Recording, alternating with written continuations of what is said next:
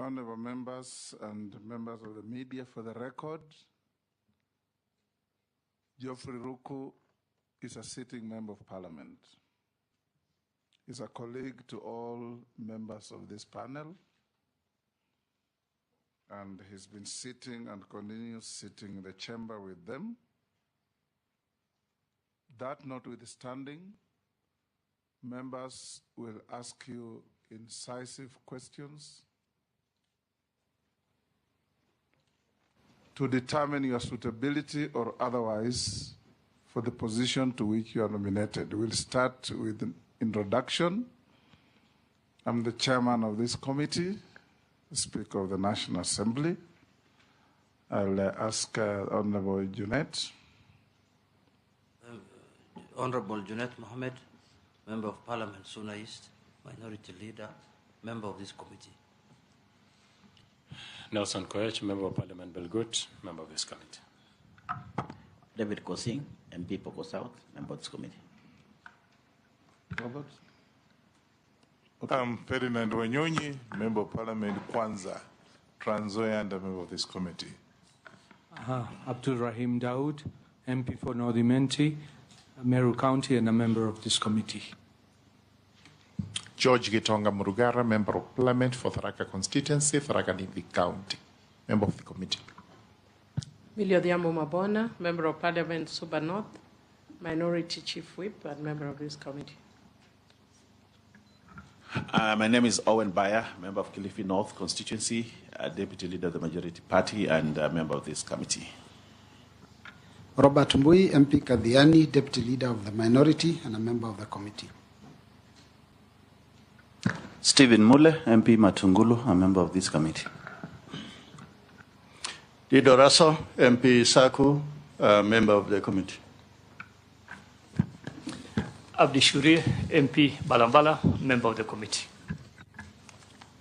Mishimboko, MP Likoni, member of this committee. Caleb Amisi, MP Saboti, a member. Naisula Lesuda, MP Samburu West, and a member of this committee. Thank you. The clerk. My name is Samuel Jeroge, Clerk of National Assembly. I have with me officers of the National Assembly who are assisting in the Secretariat, led by Deputy Clerk Misera Kioko. Thank you. Honorable RUKU, will you hand over your documents to the sergeant to pass on to the clerk for verification before we start?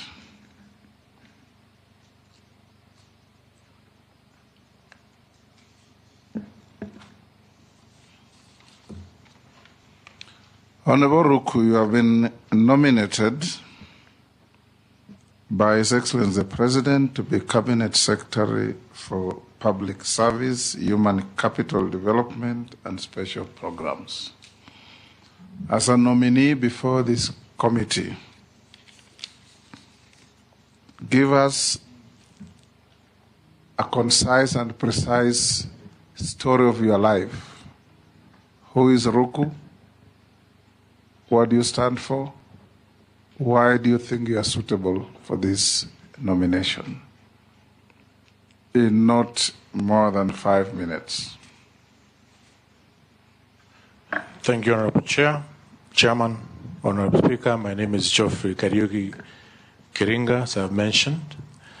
I was born in a village called Gogore village in Getipuri sublocation, Getipuri location in Bere North Sub-County. I was born in the year 1978, February date 15th. I went to school in our local primary school called Getipuri Primary School, proceeding to secondary school, Chicago Boys High School, which I later joined Catholic University of Eastern Africa, where I studied Bachelor's of Commerce. And later, I joined the University of Nairobi, where I did a postgraduate diploma in diplomacy and international relations. Later, I joined the same institution, University of Nairobi, where I did my Masters of Business Administration in Finance. And I graduated in the year 2009, then joined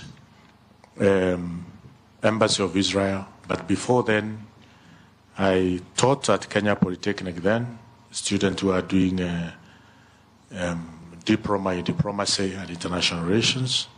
Later, I went to work with Oxfam GB for a period of 6 months under the Pan-Africa program. And I was interviewed for a whole year by the Embassy of Israel and given a job as the coordinator for international cooperation and development, where I worked for 3 years from December 2006 all the way to 2009. And I ventured into business sector, where I started my registered company called Carbon Man Africa. Later, we formed a joint venture with a French company. We named the joint venture Climate Power Limited. All these companies were involved in implementation of climate change projects, generating carbon credits and selling them in the carbon market. In the year 2015, I was appointed by President then as the trustee of Water Service Trust Fund, which is now Water Sector Trust Fund, where I served for 3 years. And later, I also worked in Africa for 2 years, from year 2013, for 2 years, from the year 2013 to 2015, as an independent contractor implementing raw carbon project, Propua raw carbon project in Madagascar, Malawi, and South Africa. Then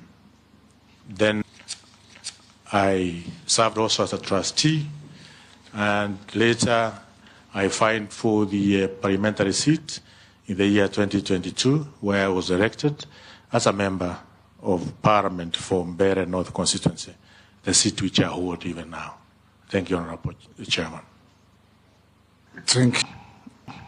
I'll now invite members of this committee, starting with the minority leader, to ask questions. And like I said, concise, precise answers. No personal engagement in terms of arguments or whatever with the panelists. And members, even of you has a personal relationship that clouds your questioning of Honorable Ruku, you can say so when it gets to you. But we all know you are in the same house, so save us time by not telling us, oh, I'm a member of parliament with Ruku. We all know that. Junet? Thank you, Mr. Speaker. Mr. Speaker, I would like to ask the nominee that in 2023, you proposed an amendment to the Anti-Corruption and Economic Crimes Act seeking to decriminalize aspects of public procurement, fund management, property disposal, and contract tendering, as stated in Section 45(2)(b) and (c) of the Act. And the bill faced opposition from stakeholders, including the ODPP and the Attorney General, who argued it will undermine anti-corruption efforts. Do you still uphold the objectives of the proposed amendment? In your view, was the criticism of the proposed amendment justified? And secondly, this one is, we are, looking at your suitability to be a cabinet secretary. And having served with you the last 2 years in Parliament, in the National Assembly in particular, you came out to me as somebody who was a bit hawkish in terms of when differences occur on the floor of the House, you looked a bit protective of the side that you represented. And as a cabinet secretary, you'll be serving the whole country, irrespective of their political affiliation and all kind of things. To the extent you appear to me to be almost like a bodyguard of a leader in Parliament. So what are your views on those? Thank you so much, Honorable Chairman. I will start with the second question. Article 10 of our Constitution talks about the national values and principles of governance. The national values and principles of governance, Honorable Chair, which I subjected myself to these values, serving as a member of parliament for 2.5 years now. And these are the same national values which I will carry on if I am nominated as a cabinet secretary. The Constitution. You are already nominated. If you are found suitable. Thank you. If I am found suitable. Because before I have been serving and preserving the interests, first and foremost, the interests of the people who elected me, the people of Beira North. But in my capacity as cabinet secretary, I will serve the entire nation without favor and without fear. Because service delivery from Turkana all the way to Ramu, from Mandera all the way to Busia, must be served in a uniform, in timely manner, in cost-effective manner, in efficient manner. Therefore, the second question I'll answer that, yes, I will subject myself to Article 10 of our Constitution, as well as Article 232 of our Constitution, which talks about the values and principles of public service. Knowing that I'm not partisan to any affiliation, but only taking the interests of the people of the Republic of Kenya. The question number 2 about my proposed amendment of Anti-Corruption and Economic Crime Act. The question which I asked myself, Honorable Chairman, is that we lose money through the corrupt activities or corrupt individuals. At the same time, we end up losing even more money through the process of investigations and prosecution. Investigation and prosecution, which can take even 10 years. That process by itself take resources, take taxpayers' money, and therefore if we can have laws which ensure that the prosecution of those who are caught in corruption activities is efficient, is effective, doesn't take 10 years, then those laws are critical, are important. We are supposed to enact them as the people representatives. That's why I was seeking to amend the Anti-Corruption and Economic Crime Act, Section 45(2)(b) and C, because also we have an alien word in this section, and that word is prior planning, which is not defined in the Public Procurement and Asset Disposal Act of 2015. The laws should be able to speak to each other. The prior planning term, which is found on Section 45(2)(b) and C, is not defined within this Act, and also is not defined in Public Procurement and Asset Disposal Act of 2015. And therefore, the lawyers who go to court, they take all the time to really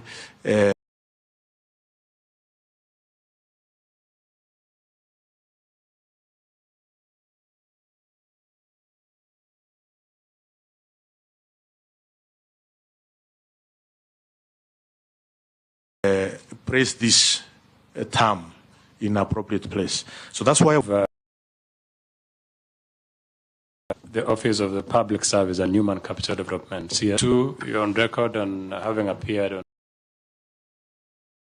Citizen TV, one of the morning shows that I've been doing with you, and you did claim that TSC is riddled with corruption, from employment to recruitment and all sorts of manner of corruption. And you did propose that radical changes are needed. Can you please tell this committee one of those radical changes that you intend to introduce now if you are approved? Honorable Chairman, can I ask? Call to the questions from Honorable Koech. Yes, Posing. Honorable Chairman, our Speaker, two, I have questions. Number one is, I don't think if we are convinced with his response on the first, which was asked by Honorable our LM, is a very important question. School and also in secondary schools. And I know these, my classmates have gone through what I've gone through the process of promotion. Some of them are not able to get promoted on merit. And in our sub-counties across the Republic, we have some corrupt individuals within Teacher Service Commission at the sub-county level who ask for bribes so that teachers can be promoted, whether in primary schools or in secondary schools. And as a representative of Beira North, I felt this is not right. This should not be the case. And that's why I called Teacher Service Commission that the practice which some of their officers at the level of sub-county, they should be stopped. For me to ensure as a Cabinet Secretary in charge of public service, there are quite a number of recommendations which I will come up with. One is to look at the act which operationalized the commission, so that we see whether Teacher Service Commission is an extremely huge institution, whether it requires a number of directories which are chaired independently, managed independently by probably 3 executive managers instead of 1. For instance, promotion and hiring of teachers, management of insurances. Honorable Ruku. Yes. Are you aware that TSC is an independent constitutional commission and does not fall under your jurisdiction if you are found suitable? Yes, Honorable Chair, I'm aware, but also I'm aware as a Cabinet Secretary in charge of public service delivery, whether by police service, by teacher service, or by judicial service, must be efficient. I have to ensure they are efficient, effective, and even time-bound, and also cost effectiveness as the Cabinet Secretary in charge of public service delivery. So moving forward, Honorable Speaker, corruption in public service, in any sector of public service, will work with the respective colleagues, cabinet secretaries, to ensure we have a proper, timely, effective, efficient public service delivery and performance in all sectors of government. Question number 2 from Honorable Koech, whether I do understand human resource capital development. Yes, Honorable Speaker. The training aspect of those who are in public service is extremely important. At the moment, we have Kenya School of Government, which offers different training of different professionals in terms of working within public service. And training is a very key component in public service delivery, so that we can have competent, well-trained managers or officers within the public service who will be able to ensure services are delivered to Kenyans properly. And also the issue of innovations. We have very innovative public servants who are coming up with different innovation, but that has not been taken care of properly, Honorable Speaker. And I will move with speed to ensure those who are within public service, they can be able to do research, they can be able to be innovative, so that, and even we can motivate them through some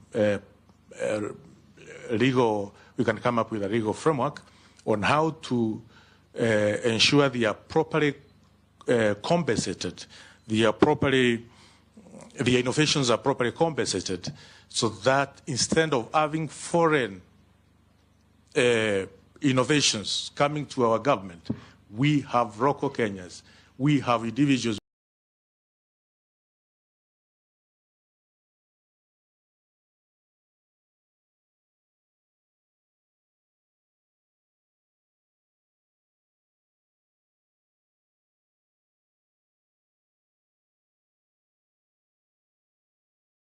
within a public human capital development competitive and responsive to the needs of the people of the Republic of Kenya.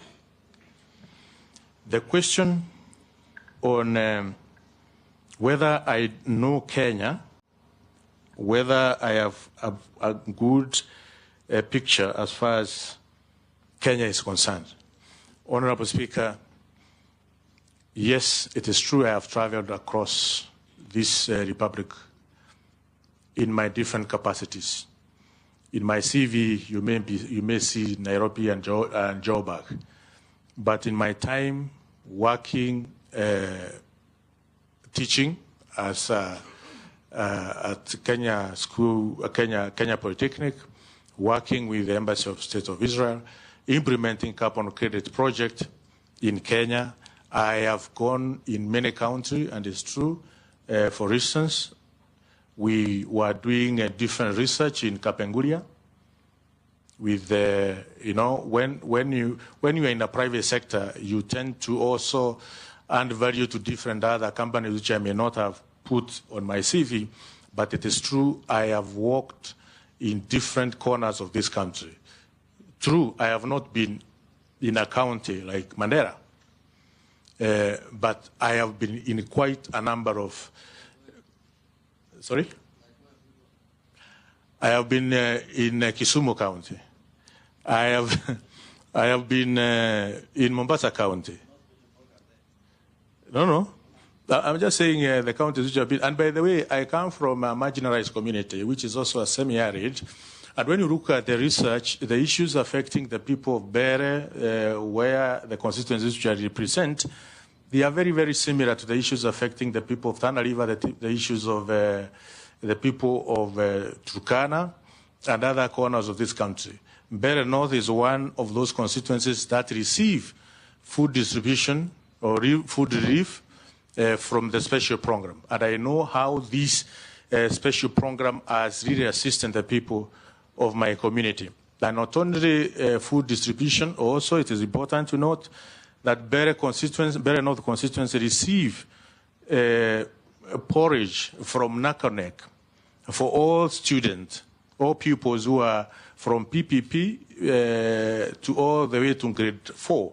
So my constituency, which is marginalized, is similar to all the constituencies which are marginalized in 23 counties, which are under arid and semi-arid areas. Therefore, having faced these challenges firsthand, having talked to the people in the special program to distribute food relief to my constituency, having talked to the people in the Ministry of Education under the NACONEC to ensure the children of Bere North who are in Roa Primary School are getting porridge every morning. I know the challenges affecting the children of Kenya in semi-arid and arid counties in the Republic of Kenya. And I will endeavor to ensure not only my children who I was representing are getting porridge and getting relief food, but another relief commodities, but all similar constituencies we have under these 23 counties in the Republic of Kenya. The last question was from about your legislative proposals. You come out as being anti-corruption. That's what he asked. Can you answer that? Honorable Speaker, if you read the objects of amendment of Anti-Corruption and Economic Crimes Act, we are very clear that the act seemed to criminalize frauds within the Public Procurement Act, which essentially should be criminalized. But at the same time, the criminalization of these frauds should not also make Kenyans, taxpayers' money be lost in an undue process of prosecution and investigation. Honorable Speaker and my colleague, Honorable Kosin, will agree with me. Many cases, many corruption cases have been withdrawn. Many corruption cases have been acquitted. But monies, huge amount of monies, taxpayers' monies were lost. Acquittals have been there, withdrawals have been there, but monies from taxpayers were lost. We have not seen anyone asking that question. What happens? Because we acquitted this, but monies were lost. So there are other methods to ensure we are not going to lose money through corruption and at the same time lose monies through investigation and prosecution processes. That Kenyans lose two ways, through corruption and through administration of justice. So I am not in any way trying to promote corruption. Number two, Honorable Speaker, about the Assembly and Demonstration Bill. The Assembly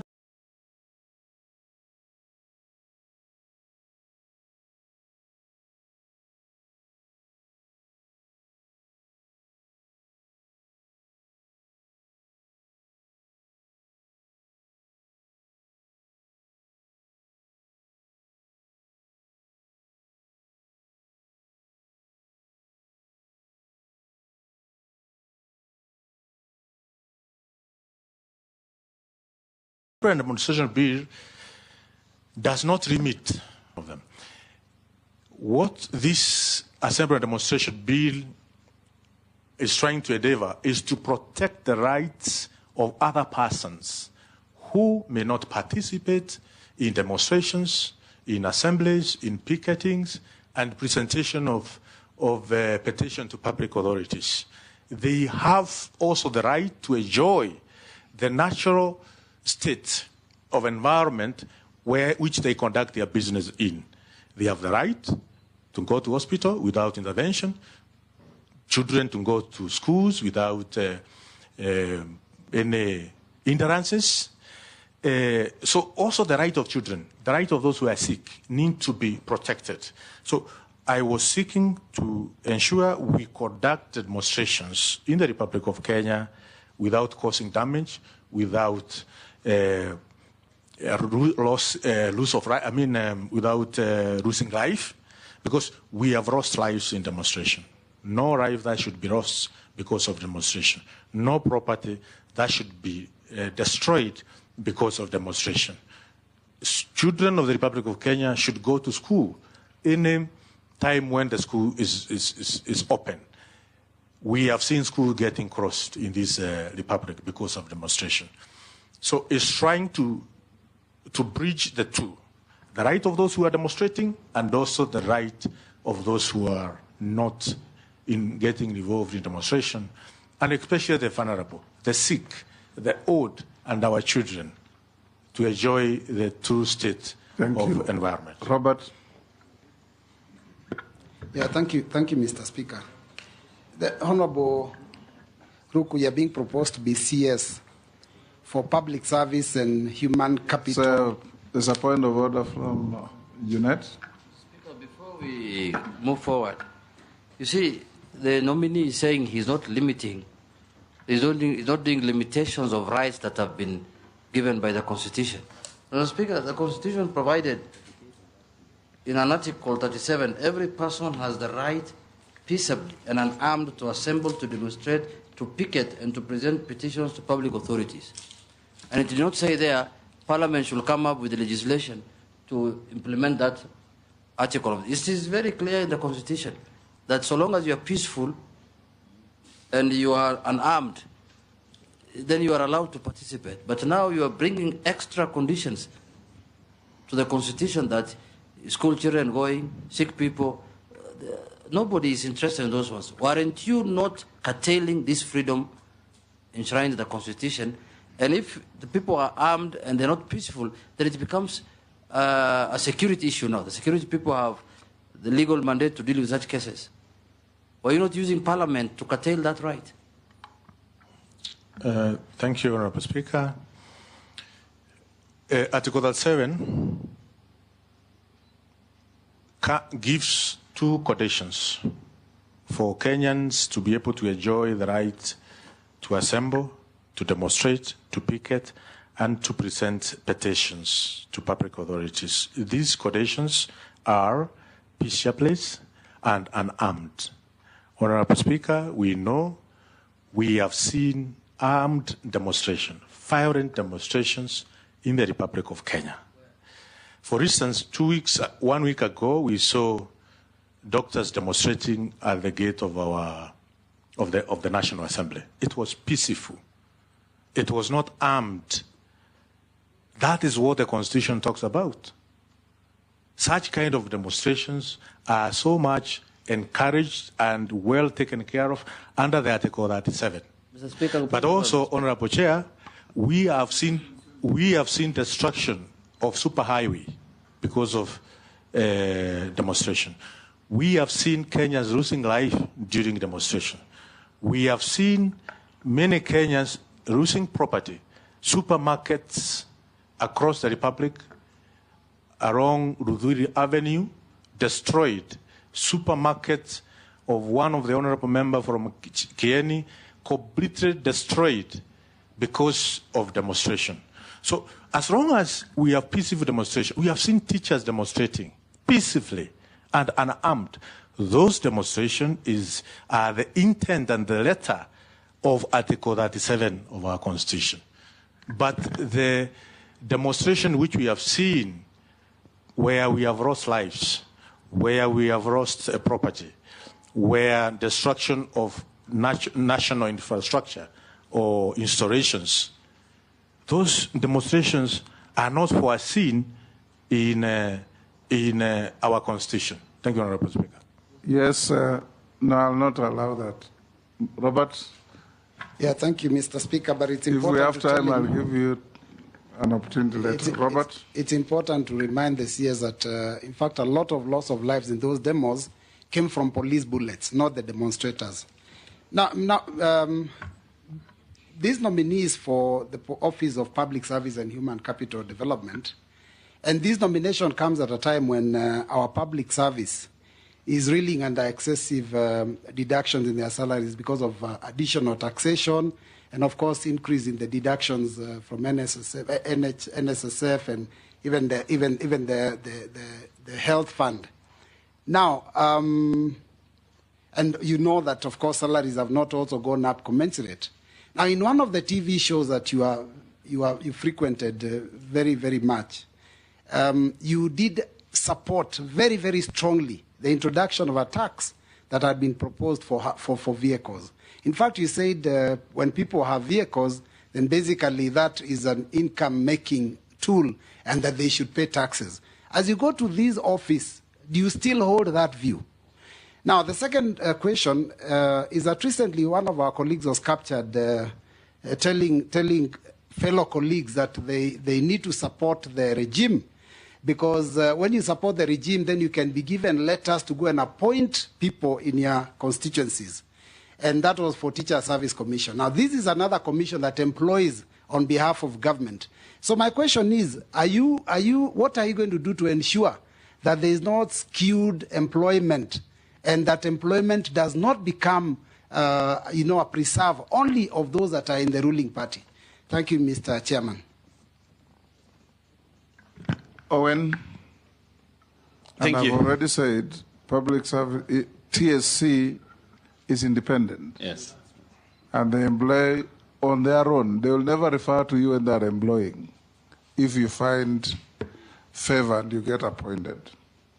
Thank you very much, Honorable Speaker. I want to declare that the Honorable RUKU is my friend, but I would like to ask him this question. that the Honorable RUKU is on record many a times propagating and promoting Mogoka, which is actually a very harmful substance among the youth. And it is also on record that he initiated the process of redefining Mira in the statutes to include Mogoka. And we know Mogoka is a very harmful substance to many, many young people. And he's been actually at the forefront to push for it being legal and being consumed and to profit his people. I want to use that, his people, those that he represents. Assuming that this committee actually approves you, Honorable RUKU, how are you going to shed off this tag that you only belong to the Mbere people and the Embu people that grow Mira? And how are you going to now take the other road that you have to protect the children of the people that serve in the ministry that are going to serve from the harmful effects of Mogoka? I thank you, Honorable Speaker. Let's take one more, Millie.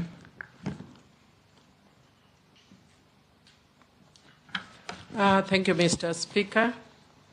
Mr. Speaker, the question that I'd like to ask is, despite the responses that has been given by Honorable RUKU, it's really clear that your mind frame, while serving as a member of parliament, was more towards limitations, if I would say, of constitutional rights. If you are taken or if you take up this position, you will definitely be taking on a different role where you are not serving a constituency, but you are serving Kenya as a whole. When I look at your CV, in your earlier life, you worked a little bit with the human rights sector, Oxfam, GB, and all that. And you worked a lot on issues of gender-based violence, amongst other things. It may be a long time, and maybe that's the reason that you have deviated a little over the years. So my question to you is, would you be willing to have a clear paradigm shift from what has been evident in Parliament to have a clearer fidelity to the Constitution, where you focus on rights much more, enhance rights much more, and in specific on the issue of gender representation and ethnic diversity, because you'll be at a situation where you'll be called to do that. I'm just a little concerned that going by your mind frame while in Parliament, you seemed more guided, your philosophical leaning was more towards limitations. But you are going to serve Kenyans. Are you willing to take a paradigm shift that is more broadly embracing of rights, specifically gender, and issue of ethnic inclusion in appointments? You can answer those three. Thank you, Honorable Speaker. I will start with Honorable Miri's question. And I want to assure this committee and Kenyans that I will ensure I abide by Article 232 of our Constitution, which talks about the values and principles of public service.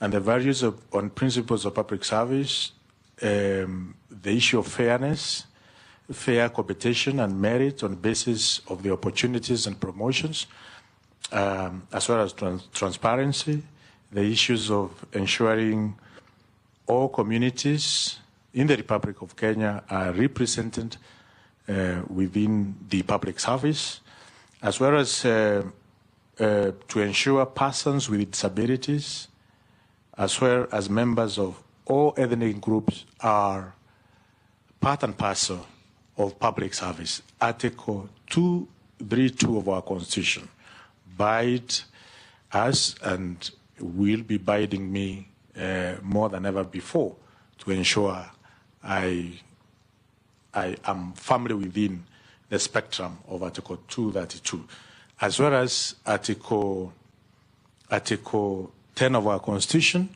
and I think also Article 73 of our Constitution, Honorable Speaker, which talks about the leadership, the responsibilities of leadership, and this is a very critical article in terms of the objectivity and impartiality in decision making, in ensuring that there is no nepotism within public service, no favoritism, or any other improper motive or corrupt practices. I will abide myself with Article 10 of our Constitution, 73 of our Constitution, and Article 232 of our Constitution as a Cabinet Secretary of Public Service.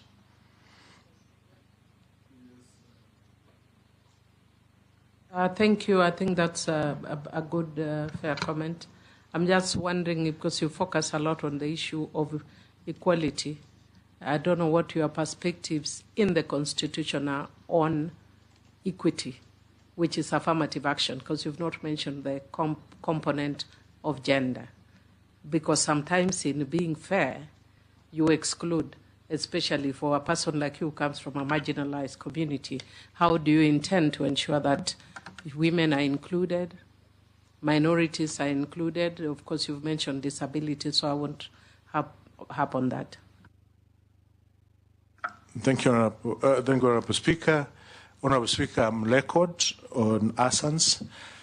I asked a question directed to Teacher Service Commission and also Public Service Commission on matters equity, on the issues to do with equity, and they responded my question. So even as a member of Parliament, I'm on record having asked a question on equity, and probably I can directly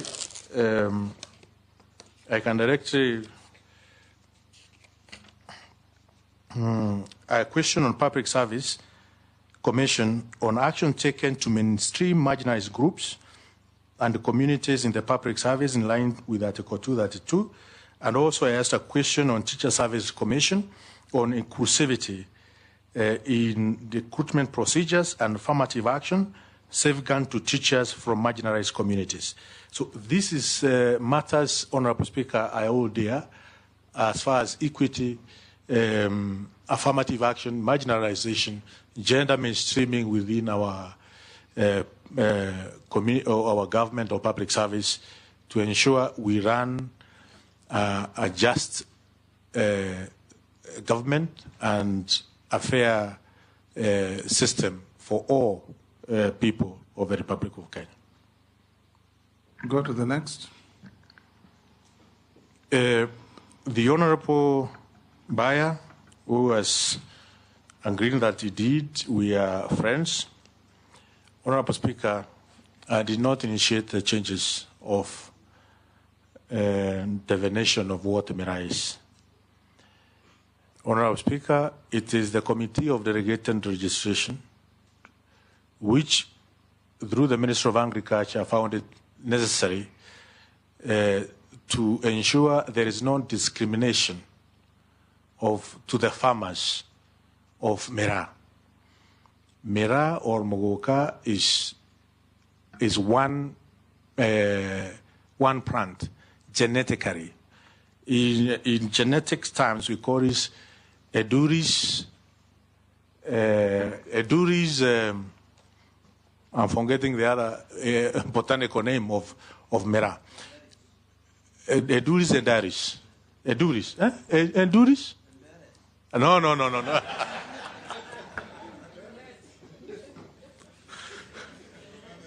Don't be misled.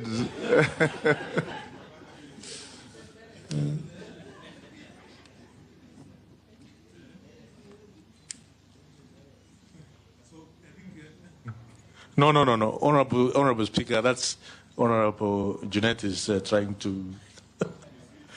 So the truth of the matter is Mogoka and MIRA have a common botanical name, but different species.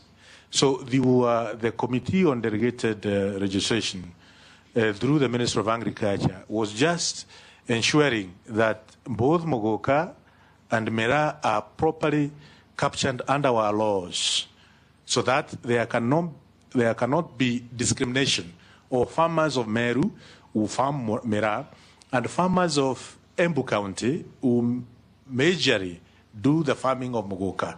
And it's not only farming of Mogoka happens in Embu County, but also in Makueni County, at the moment in Nyeri County, in Murang'a County, also in Nakuru County, even Machakos County.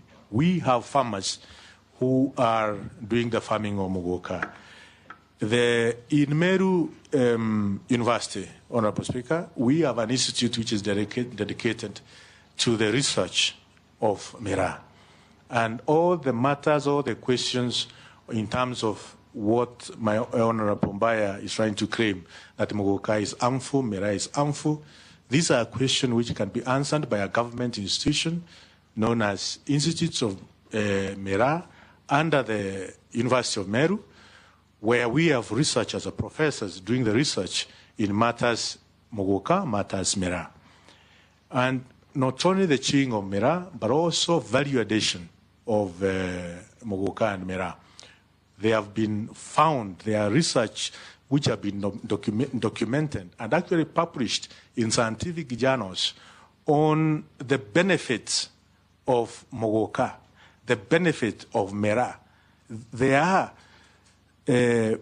scientific published journals from Meru University, also from the School of Biochemistry, Kenyatta University, done by one Professor Mario Pierongoge, who is a very good researcher now, the acting dean of School of Applied and Pure Sciences, Kenyatta University. He has done research on Mogoka and Mera and medicinal value of this crop. So we may want to give a negative publicity of a very important plant, which can not only have economic benefit to the household in all those counties I've mentioned, but also as medicinal values in diseases like diabetes. I'm not an expert in that section, but there are professors who have found some of medicinal values for Mogoka and Mera. Thank you, Honorable Speaker. To Robert Mbui. Can I be careful not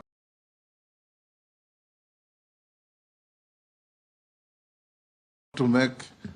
Yes, go on and answer Robert Mbui's. Can I have a photo of Honorable Speaker? Let me give a disclaimer. I want to withdraw the issue of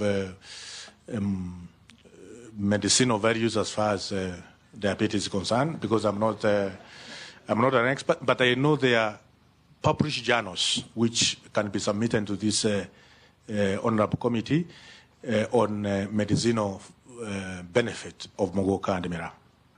Go to Robert Mbui. Yes, Owen. Just a quick one. Honorable Speaker, I want to put it to the nominee that he used his privileged position in the delegated committee to push for a definition of a word of Mera in the statute, and for me that is legislative mischief. And Honorable Speaker, there is no way that a twig is the same as a leaf, because Mogoka is a leaf, the other one is a twig, and I think he needs to. And when the youth take this Mogoka, what medicinal value do they get? Honorable Speaker. Go ahead and answer. Thank you. Did you use your position in the committee to advance a selfish interest? No, Honorable Speaker, I never did that. There are more than 20. It's a committee of 21 members, and Honorable Speaker, I've only served as a member of the National Assembly for only 2.5 years. I don't think I have all those powers and roping capabilities which Honorable Mbaya is trying to claim.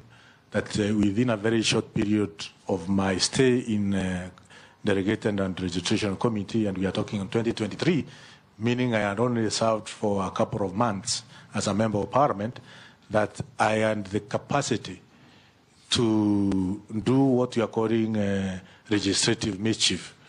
I think coming all the way from a marginalized community called Mbere, I come to the National Assembly, and within a couple of months, doing legislative assembly. I think that is wrong, Honorable Speaker, and is Honorable Mbaya is not right.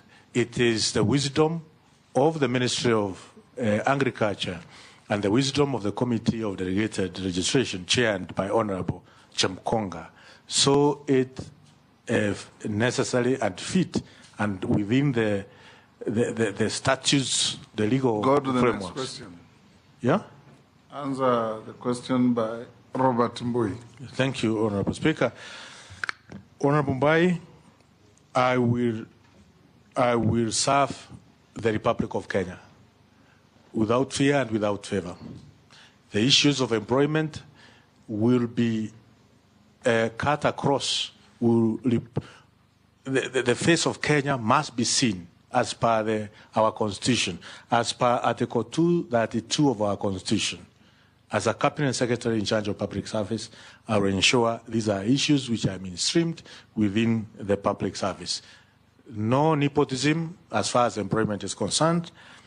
When you talk about Public Service Commission, it is an independent, is a commission, is a constitutional commission. They have their clear-cut functions as a very important institution of our country. But also important to say, Mr. Speaker, Honorable Speaker, that government is not a net employer. Government is there to create an enabling environment for job creation, especially from our young people. And that is what I will endeavor to do, that public service create an enabling environment. If it's businesses which are coming to seek services in government in terms of business registration, at the moment it's about a week or so for a business to be registered. I will endeavor to ensure it is registered within the same day. Public service delivery, so that we can be able to create more jobs within all the sectors of our economy. Thank you, Honorable Speaker. Mr. Speaker, he has not answered my question, my first question, because he was advocating for an increase in motor vehicle tax. Do you want our public servants to pay that tax, or you have changed your mind? Honorable Speaker, public participation, the centrality of our Constitution is public participation. We may come as an executive with an idea in terms of taxes correction, but when we do public participation, we get a different answer or a different opinion from the Kenyans, from the public. So, centrality of our Constitution is public participation. It was very clear when public participation was done that indeed that was not appropriate tax. And I abide with the people of the Republic of Kenya. They are supreme. George. Thank you. Then Dawood, then Ferdinand, in that order. Thank you. Thank you very much, Mr. Speaker. Mr. Speaker, I wish to get a clarification from the nominee on the basis that the government is actually the largest employer in the Republic. That goes without gainsaying. Number two, it consumes about 60% of our budget, slightly more, on wages. And therefore, there is a hue and cry in the country that the government wage bill is bloated. The converse of that is we have these hundreds of thousands of young people who are not employed. And the government should actually be working extremely hard to ensure that the youths get employed, they are able to eke out a living, either from the government or from whatever quarter.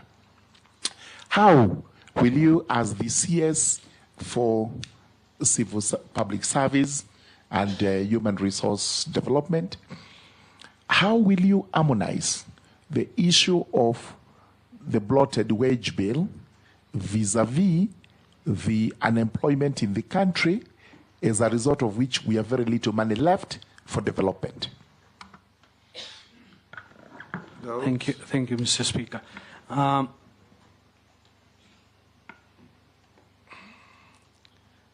If the nominee is ready, can I? We've heard a lot about ghost workers all over the public service, in the counties and all that. How do you intend to tackle the ghost worker phenomenon in the country so that we can reduce the wage bill? Secondly, there is a bill in Parliament which seeks to take away some of the powers of the Public Service Commission. What is your take on that, if you are aware? And if you're not, there is a bill which I took to Parliament, the Public Service Principles and Values of Public Service, which says each and every year you're supposed to submit a report on how we have done the public service, regards gender, minorities, disabled, and all that. Because we've not had that report for a long time. How are you going to tackle? Those are 3 questions. Thank you. Ferdinand. My friend is Geoffrey. We normally joke around with you. He's also a friend, but now on a more serious case, not joking. We joke quite a bit with you. First of all, the civil servants, I think it's just related to what other members. You're not come out very specifically. Civil servants are really not motivated. And now with that energy of yours, you go to become a minister, hopefully you will. How are you going to assist the civil servant to be motivated in their services? Because, first of all, salaries are not very good, and you know that very well. And so most of the civil servants you go around are very motivated. How are you going to do that? We want to bring this country to where it was years back.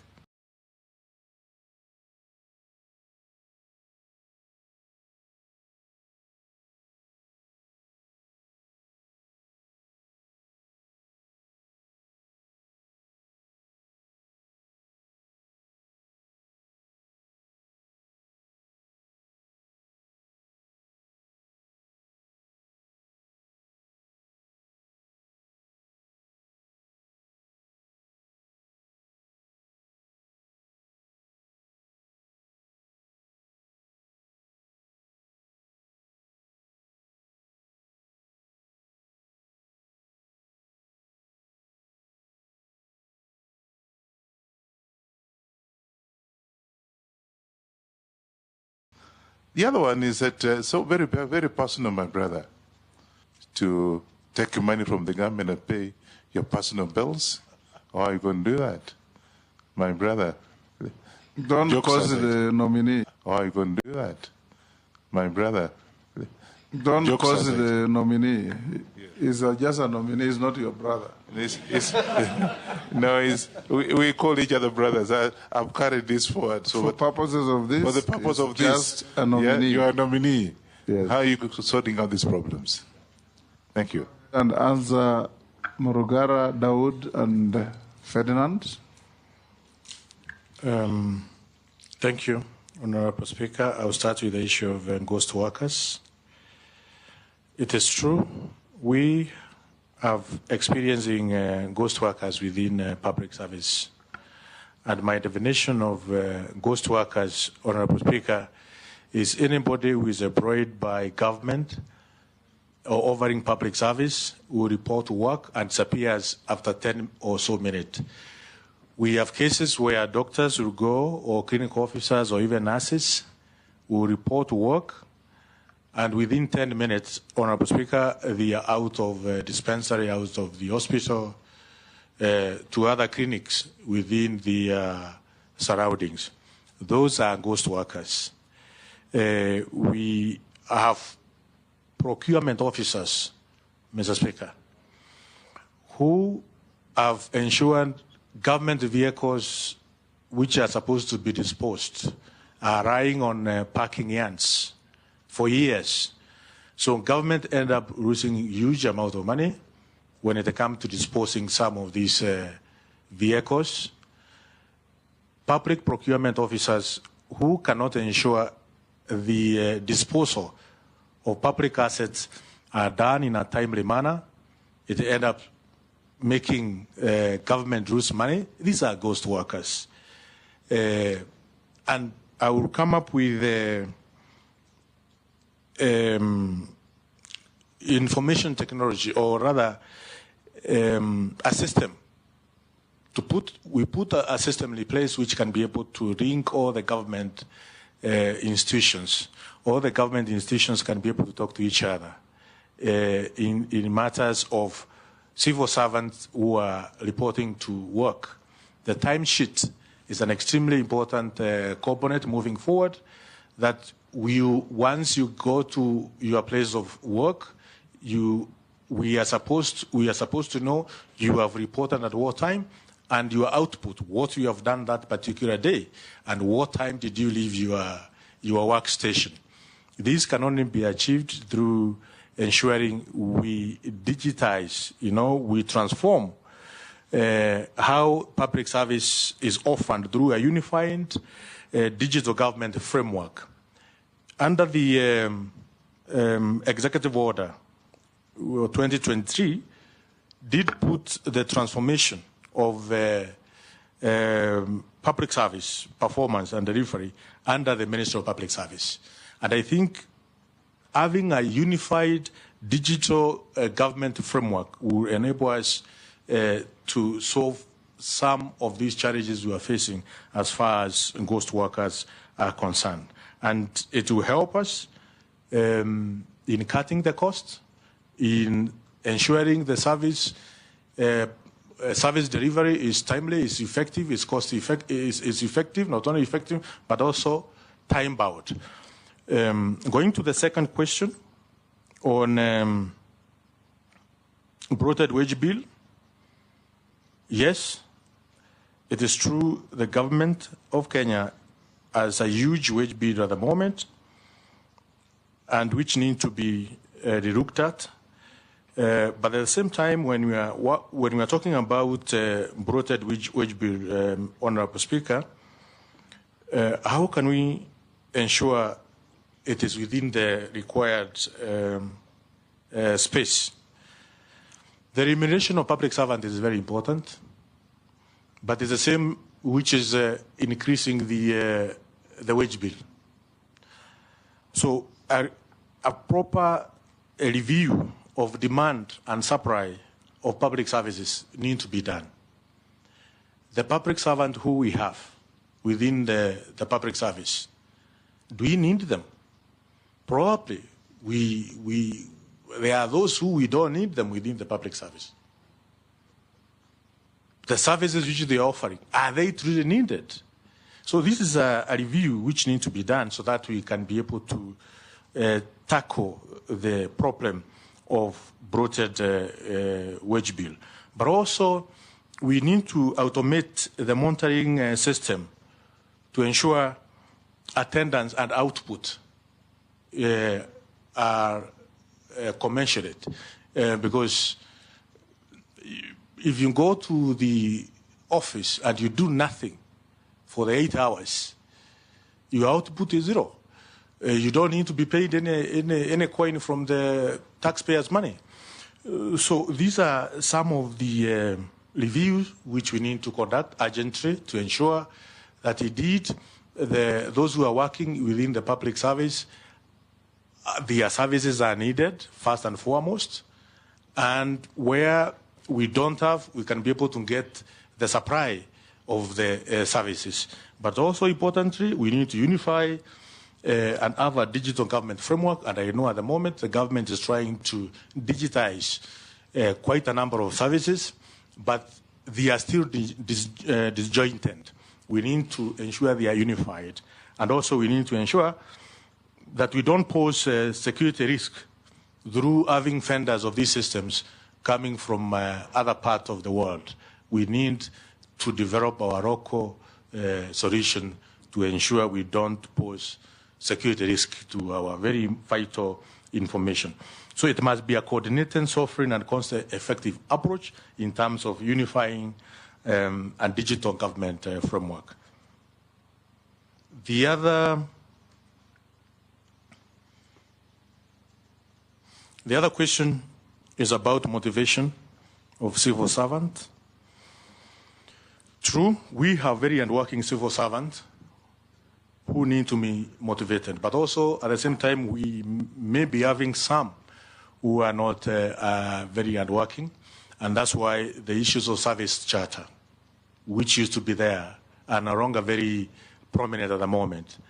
Moving forward, I will ensure the service charter is prominent. We know how long, if a Kenyan wants a service, how long that service should take and what the cost implication of that service. If it is an issue of getting title deeds, which has been a very big problem, services in our hospitals, services in our police stations, we need to ensure that there are service charters and all the state departments or government bodies should go out there to the public to tell the public that this is what we do within our institution or our state department, and the services which we offer to the public are this. It is your right. They don't cost money. They are free and should not take more than this time. So the issues of service charter is a thing which I will ensure moving forward we are going to institutionalize in all the service, in all the areas of our ministries. Also, coming up with a legal framework which will ring fence the innovations which are done by by public servants, may it be in our universities, may it be in our different institutions, so that we can motivate these very hardworking and intelligent public servants in our institution. That if you come up with an innovative way of solving some of the problems we are enduring, then we are facing, then there is a legal framework on how you can benefit from your sweat. Not that the government will take your innovation and run away with it without even eliminating you in a way. We need a policy framework. Go to the next question. The question by my brother that from where I sit, I don't owe anybody. There is that I saw the petition, which is not under, which is not it's not sworn in as an affidavit. It's not done under the commission of oath. So, and it's a matter which has been there in court for even before I became a member of parliament. And Mr. Speaker, I would not want to comment on a matter that is which is active in court. You can answer his question whether you'll use your position to spend public resources Thank you. to meet personal obligations. Thank you, Honourable Speaker. No, I will not spend government resources or public resources to do personal issues. Mr. Speaker. Yes. Honourable Speaker, on a point of introduce yourself, put yourself on record, so will Gikaria for the record. Thank you, Honourable Speaker. For the record, Kimani Ichung'wah, Member of Parliament for Kikuyu. Honourable Speaker, I was saying on a point of order, we are not asking Honourable RUKU to delve onto the matter in court and the merits or demerits of that case. What we'd want to know is a matter surrounding your integrity as a Cabinet Secretary nominee. Are there instances then, even on that matter in court, where you have defaulted in paying rent owed to a landlord whose house you occupied? And have you settled that debt? Because I think that is a matter that member for Kwanza was trying to allude to. Because again, we cannot hide behind the sub judice rule that is a matter before court and the technicality of the matter not having been on a sworn affidavit.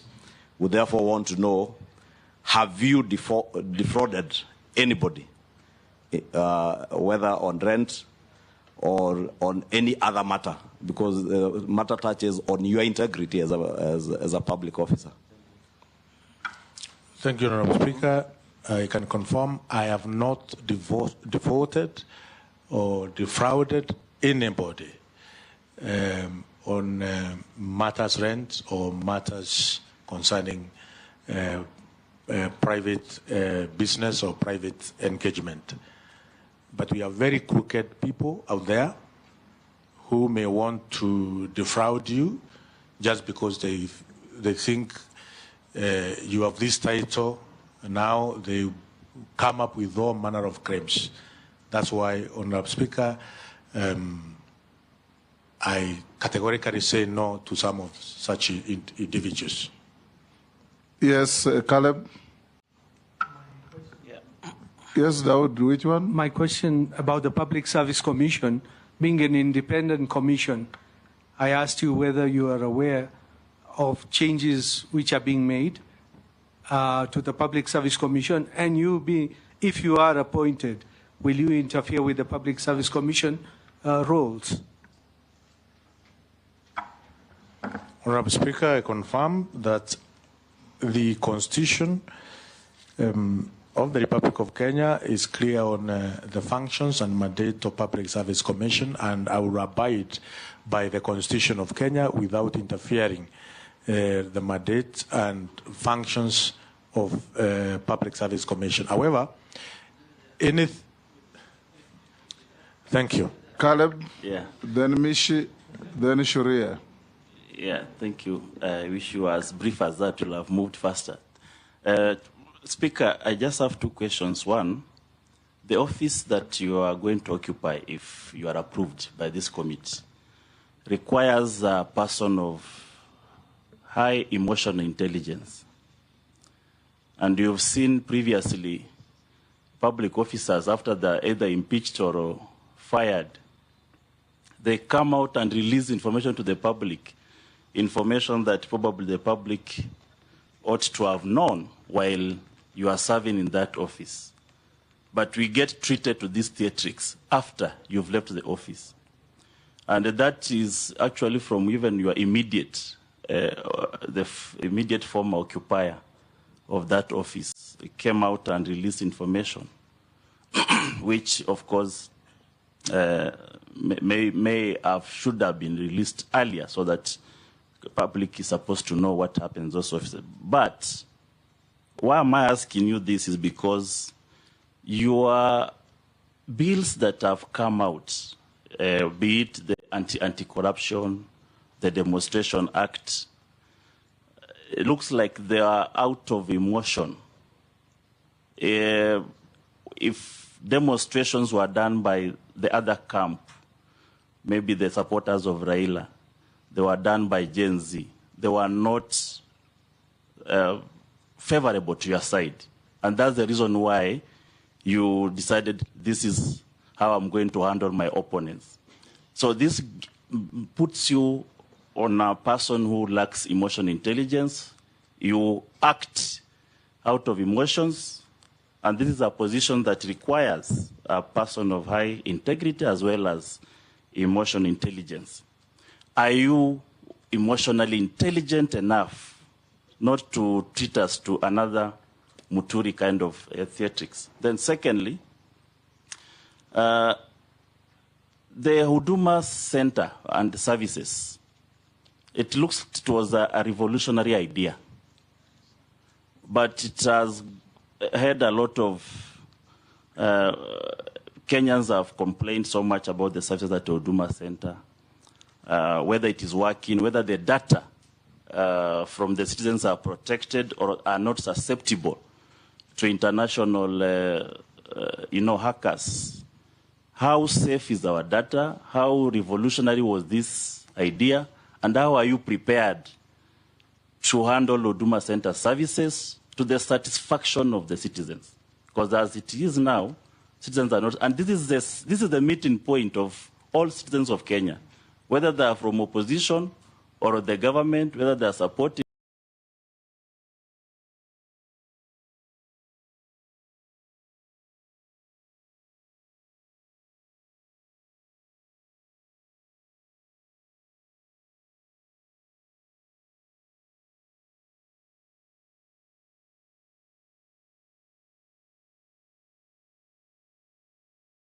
Meeting point of citizens and its government. How are you going to make this service once more satisfactorily given to the citizens of Kenya? And what is your ideas, the revolutionary ideas you carry with you to give some changes to this very important service? Commission. Yeah, thank you, Chairman. Yeah, I have two questions to Honorable RUKU, who used to be our colleague, but today we are doing vetting. To Honorable RUKU, your predecessor advocated for the office of the Attorney General to have direct recruitment powers by passing the Public Service Commission. So for you, my question is, what is your perspective on this approach? Do you believe other public officers should pursue similar autonomy in their recruitment processes? Do you also think that this can assist in fighting corruption in terms of public recruitment, especially in the issue of nepotism and tribalism? That's my first question. My second question, what are your views on the proposal to amend the Constitution to reduce the number of elected and appointed public officials to alleviate physical pressure caused by the public sector wage bill? Thank you, Honorable Chairman. Your mission next, Sharia. Thank you, Honorable Speaker. To the nominee, strategic planning is crucial in realizing new policies within the public service. It guarantees that government agencies function efficiently and effectively while remaining responsive to the needs of the citizenry. What is your experience, if any, in strategic planning and policy formulation? And thank you, Honorable Speaker. Thank you. Can you answer those three? Thank you, Honorable Speaker. The emotional stability, yes, Honorable Speaker. I'm able to,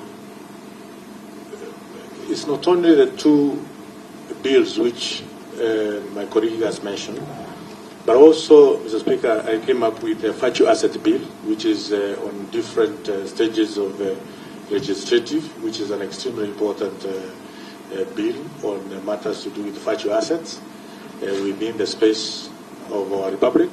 I also came up with the election amendment bill, which is also in different stage, as well as sustainable development bill, which is also in different stages of legislative process. The question for Khaled was very simple. Do you have high emotional intelligence or not? And was your proposal to amend the demonstrations law driven by what word did you use? Lack of emotional intelligence. It's as simple as that. Okay. Thank you. Yes. It was not driven by lack of emotional intelligence, Honorable Speaker. Then go on and answer him about Huduma centers. Thank you, Honorable Speaker. Yes, Huduma centers have revolutionized the way government services are offered in Kenya, and we need to move with speed and ensure we have a Huduma center in each and every constituency or in each and every sub-county in Kenya. At the moment, we have about 52 Huduma centers, and we have 290 constituencies. So we have quite a number of constituencies without Huduma centers, and we need to our fast-tracked with, of course, the National Assembly to ensure we have the necessary resources for the Huduma centers across the Republic of Kenya.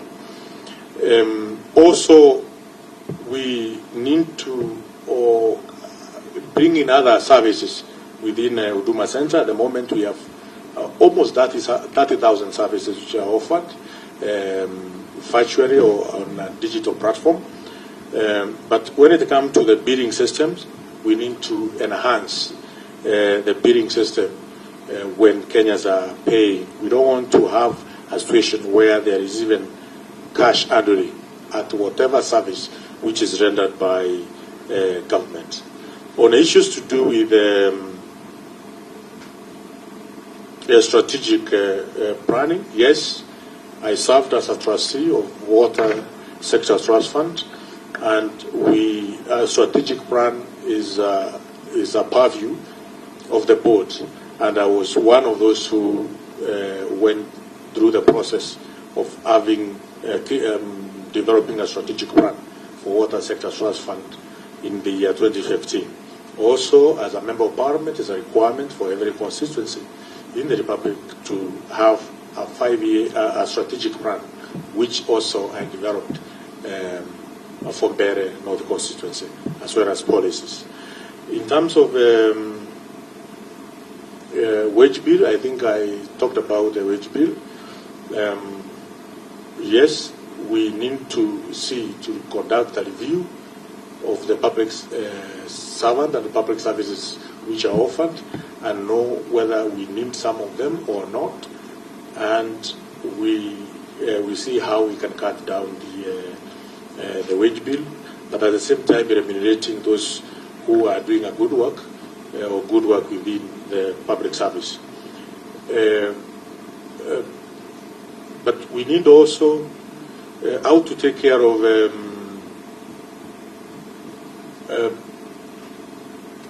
public. His question was, can you remind? Honorable Mishi asked that your predecessor supported autonomy for the ages of to recruit on their own. Are you also going to support the dismembering of PSC to give autonomy to all other government entities to recruit on their own? My approach, Honorable Speaker, Commission, all the recruiting agencies, we have about 1 million employees or public servants who are in county government, in teacher service commission, in the military, or that we can be able to have a unified digital government where everybody or every institution knows what is happening in an institution called Central Bank, knows what is happening in another institution called Attorney General, chambers, or in whatever the government institution it is. So there is a way we can have a unified a digital government through employing innovations that we need to talk to each other, and every institution has an autonomy of carrying out their mandate properly, but within the laid down public service regulations. Point of order, Speaker. Point of order. Of course, it's our colleague, but Honorable Ruku, why don't you be just direct? The question was, are you supporting dismantling of public service recruiting and allowing everybody to recruit or not? This idea of digitization, how does that come into that question of answering? Honorable Ruku. Honorable Speaker, I said I will abide by the functions stipulated on the Constitution as far as Public Service Commission is concerned. Sufficient. Yes. Can we have Raso, Mole, and then Naisula? Thank you very much, Honorable Speaker. Honorable Ruku, I believe you are familiar with the phrase, Caesar's wife must be above suspicion. You have been involved in carbon credit, and also in your response to Honorable Kosing, you are likely to be in charge of famine relief to those deprived communities in arid and semi-arid lands. My question is, are we going to trust you that you sitting at an elevated position are not going to enrich yourself or those around you? My second question is, going through your CV, I note that you have not worked with mainstream government. And further, you have worked with foreign governments here in Kenya by association or by doing business with them. Are you familiar with Official Secrets Act? And if so, how will you be bound by it? Thank you, Honorable Speaker. Mule. Thank you very, Honorable Speaker. Nominee, first I want to pick from where Ichung was left on the issue of integrity. And I've heard you say very clearly that you don't know anybody. I just want to remind you, you are before this committee under oath. And if we sit down as a committee and we find that you lied to us, how do you want us to treat you as our colleague? Secondly, in the realignment of the government, it's perceived that everybody joining cabinet is an expert, and it can be alluded for the last nominations we have done. Are you experts in public matters? And what is your expertise? Thank you. Maisola. Thank you, Chairman. So, listening to my colleagues and most of the perceptions that are out there, you know, depending on the laws that you proposed. So it seems that, and even what others would think, you're abrasive on the positions that you take them so strongly. I'd be keen to hear from you what leadership skills you'll be bringing to the table, from hearing from you, and not just the perceptions that probably we have or colleagues might have that you'll be bringing to the table. Secondly, the issue of interns in public service. There's a program that's going on that interns are recruited for a year, and after the year, they go back to look for employment. I would like to hear what is your take on the absorption of interns into the public service after they finish their internship. Thank you. Can you answer those three? Thank you, Honorable Speaker. On matters carbon credits, I did not understand. How did it come in? I was asked by Russell, he asked you, you are going to be in charge of distribution of relief food and other relief materials. Are you going to use your position, if you are found suitable, to enrich yourself? No, Honorable Speaker, I will not choose my position to enrich myself. That was your question, Honorable Russell. Now go to Mule. There is a second part of my question. Yes. And it has to do with the Official Secrets Act. Yes. I will be I will abide by the oath of secrecy as a public servant and as a cabinet secretary. Now go to Mule. Have you lied to this committee? Honorable Speaker, I have not lied to this committee. That was your second question. What is your expertise Honorable and Speaker, suitability for the office to which you are nominated? I have served as a member of parliament, which is a public office, for 2.5 years, and a very rigorous office for that matter. And as I said from the beginning, I am subjecting myself to Article 10 of our Constitution to ensure I serve the people of Better North with commitment and dedication, where we have done a very commendable job in terms of administering bursaries, doing our schools, and anything that is within the mandate of a member of parliament as far as the people of Mbeere North whom I represent. Go to Naisola's question. In terms of leadership, I'm very firm when it comes to what I believe in, and I think as a cabinet secretary, I will serve the people of Kenya firmly to ensure service delivery trickle down to the very remote places and corners of the Republic of Kenya, and they are done timely and efficiently in all corners of the Republic of Kenya, firmly. Yes, Robert? Yeah, we need to put the record straight, Mr. Speaker, because the nominee has said that as a member of parliament from Mbeere, members of parliament administer bursaries. I think that's out of order, and he needs to withdraw that statement because we do not administer bursaries. We give oversight, you know, we oversight to ensure no discrimination whatsoever. Yes. Thank you. And they have performed that excellently, Honorable Speaker. Majority Leader Hold, Gikaria, introduce yourself. You came late, then ask one question. Then we close with and the interns. Thank you. Oh, yes, absorption of interns.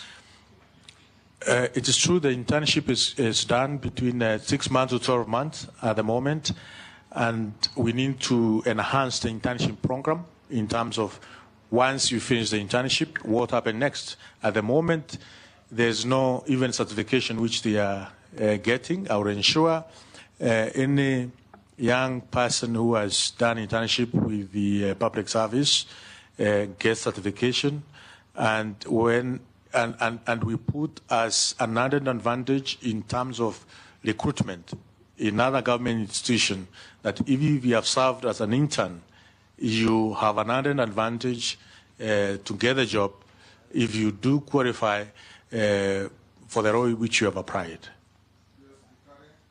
Thank you, Honorable Chair, and my apologies. Honorable, my name is David Gikaria. I represent Nakuru Town East constituency. Thank you, Chair. Mine is about productivity from the public servants. Honorable Chair, occasionally it's a policy, a labor law policy where a worker has to go on leave. Honorable Chair, I've been looking at some reports from the Public Service Commission. Thousands of public servants do not proceed on leave for various reasons.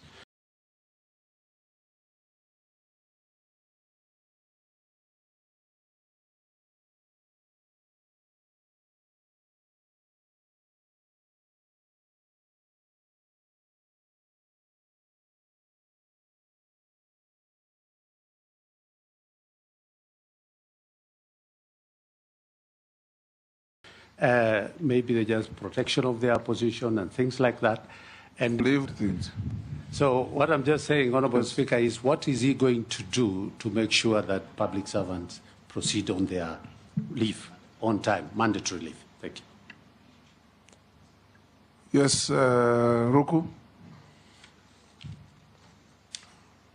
Honorable Speaker, in terms of productivity from the public service, yes, we will ensure that we have accountability as far as public servants are concerned. The output, to ensure the output is measurable, we come up with such innovations as timesheets, which shows that indeed you have gone to workstation and you are doing as per the required of your workstation of your or other service which you're offering to the public.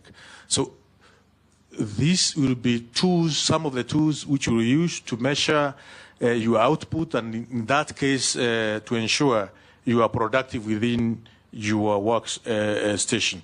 And this should be mainstreamed across all the government institutions or all the government ministries. For instance, I can give an example, if you allow me, Honorable Speaker, that in judiciary we have a prosecutor, we have an investigator, we have a magistrate, and if one of them is out of the workstation, one of them does not do our job properly, then the entire process is derailed. So we ensure that if you are on a case, an investigator, you do your investigations timely. If you are a prosecutor, you don't go to a magistrate and request 2 months to do the investigations, you know. So that Kenyans can have value for their money. On retirement, the policy at the moment is that once you reach the age of 60, you should proceed to retirement. We ensure the process is, the system is digitized. We know when you got into employment, when your date of birth, and by the time you are hitting 60, unless the very specialized skills which may be required within the public service, of course, through the recommendation Public Service Commission, that you may have 2 years probably of the service. But at the same time, we need to synchronize, because when you talk to the universities, professors retire at the age of, I think, 70.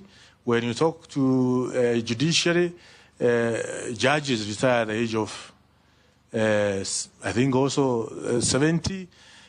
So we need to harmonize the retirement age.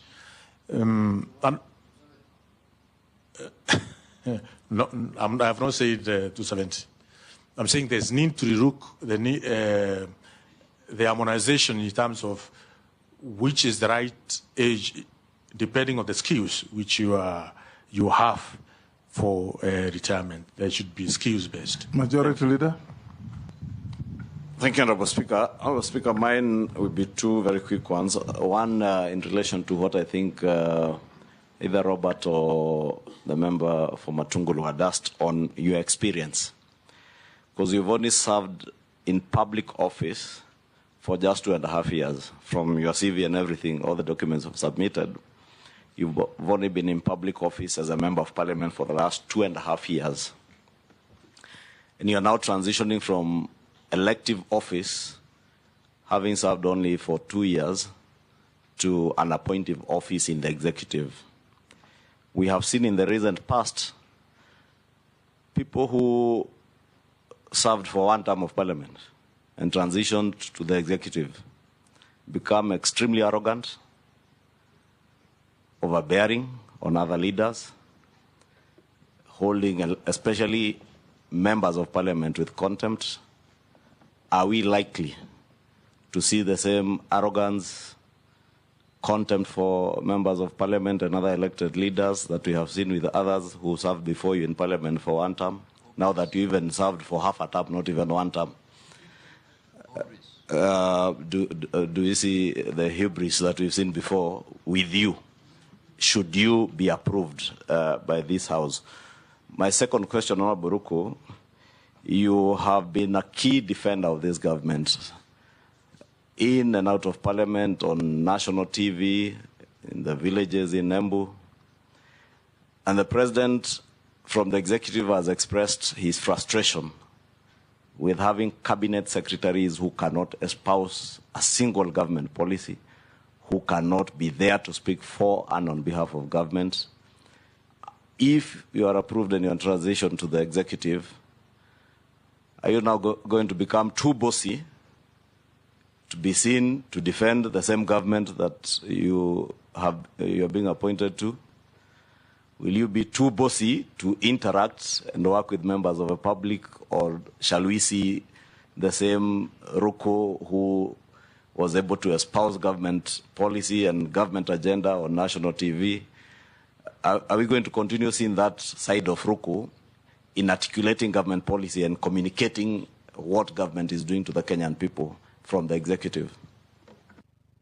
Hold RUKU. Mary Masa, you've just come late. Introduce yourself and ask only one question.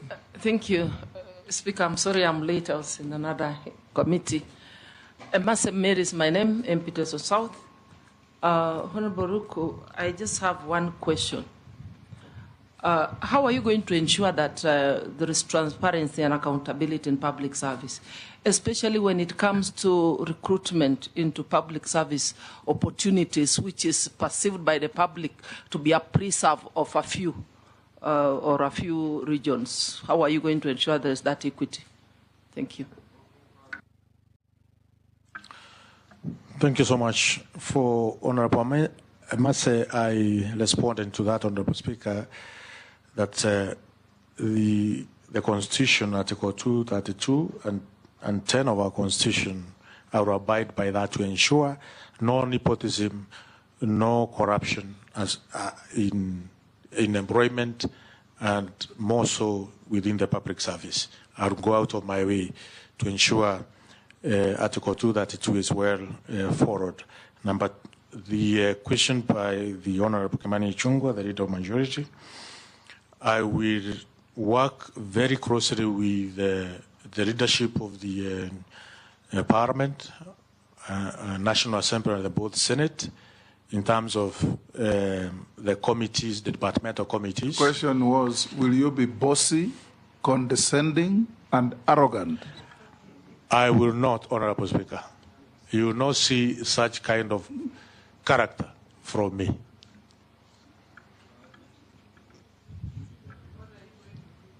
Point of order, Speaker. Let him answer Master's question first. I have started with the Master's question. Okay. Number 2, from Honorable Kimani Ichung'wah, yes, I will continue articulating the government policies, the government project to Kenyans, because the Ministry of Public Service cut across all other ministries. I will do so firmly, and this is a government of the people of the Republic of Kenya. All services which government is offering, I will continue articulating the government policies and why they are doing. Government is doing so. Dawood, what was it? I don't know if it was the slip of tongue. He said he will just be working with the leadership of Parliament. Will he work with the other MPs who are not in leadership? I will work with each and every member of Parliament, both National Assembly and the Senate. Thank you. Honorable RUKU. As well as the county governments, because the public service cut even in the county government. A few questions from the public. What will the Cabinet Secretary nominee do for persons with disabilities? On employment, that you already answered. The public service in Kenya has often faced criticism for nepotism and lack of accountability. What concrete measures will you implement to ensure that recruitment and promotions are strictly merit-based? You have already talked on that. This you haven't, you can answer. What is the nominee's perspective on the widespread perception that social protection programs like Inua Jamii are politically targeted rather than needs-based? The second one that you can answer, what is his stance on conducting a nationwide lifestyle audit of all public and state officers as a condition for holding office? If appointed, would he recommend the same? You can answer those two. The first one, in terms of ensuring those who are physically... that one you already answered. I told you answer. What is your perspective on the widespread perception that social protection programs like Inua Jamii are politically targeted rather than needs-based? Thank you, Honorable Speaker. Inua Jamii is a very key component, a program for the people of the Republic of Kenya, especially those who are aged, and through our administration, through the chiefs and assistant chiefs, and also the public opinion, our elected leaders in our grassroots MCAs, will ensure the Inua Jamii is well targeted, and it targets the very vulnerable in our communities, and also those who have reached the age of 70 and they don't have the dependents who can take care of them. through consultative forums for opinion leaders, field generals, chiefs and assistant chiefs, and also our MCS to ensure. You will not target. politicize the I will not at any moment politicize this very important program. Lifestyle audit? Yes, lifestyle audit has been tried in the past. I think it's something that we may want to consider moving forward so that we minimize to everybody be accountable, especially the public servants. Thank you, Ruku. We'll ask you a few other questions. What is your net worth?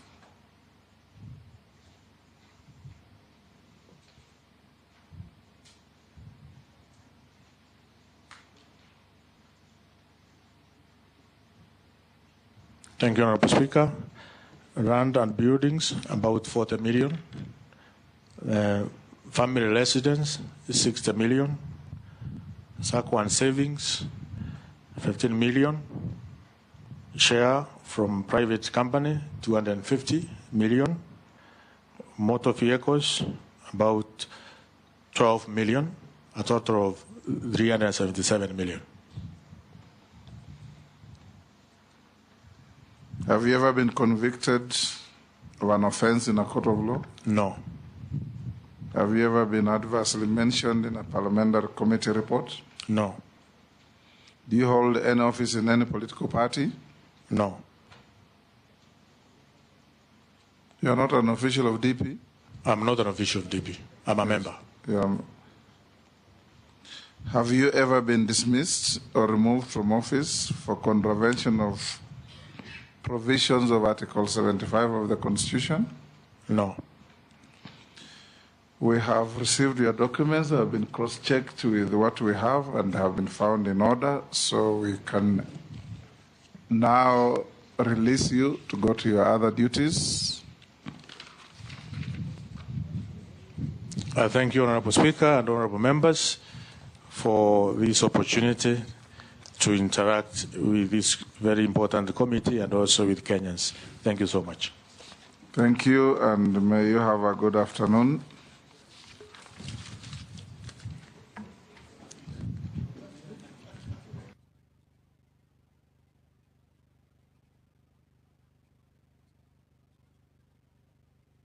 Honorable members, it's 3:10. Can we break for lunch for 30 minutes? We resume at 20 to 4, so that we give also the clerks